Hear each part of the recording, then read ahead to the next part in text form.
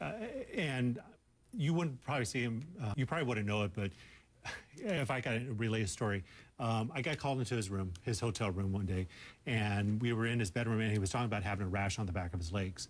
So he says it's itchy, da-da-da-da-da, and while he was talking to me, all of a sudden he just dropped his his pajama bottoms. And I started standing there just looking at him, and he's talking about, you know, the rash on the back of his legs, and I started laughing. And he looked at me like, why are you laughing at me, you know, when I'm trying to tell you about my rash? And I said, Michael, you just dropped your pants in front of me, you know. And what you looked at? And he's standing there with his tighty whities on. But yes, and on his leg he had dark patches of skin. Dark patches? Yes, dark patches. Well, what's interesting about that, that's not vitiligo. Dark patches are what happen to dark-skinned people when they scratch. They hyperpigment. So that goes against the vitiligo theory, interestingly. He does have clearly some kind of skin problem, yes, but all that scratching makes it get darker. It can also make it depigment, but darker, that's opposite of vitiligo. Vitiligo is an autoimmune attack on the skin, so we'll have to look into that a little more. Yeah. How about this business about him having like major complications of plastic surgery, like his nose fell off, which is, by the way, no such thing as that.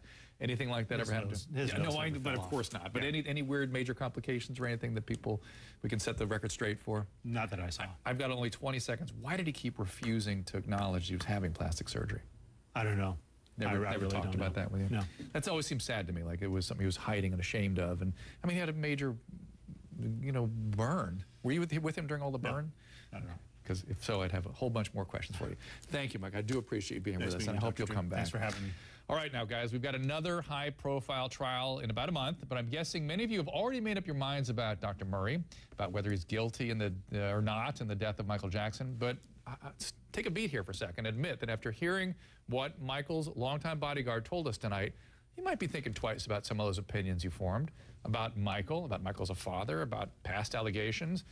Now, it's a matter of whom you're going to believe, of course. Maybe we should all stop, reserve judgment about Dr. Murray until we hear what's presented in court.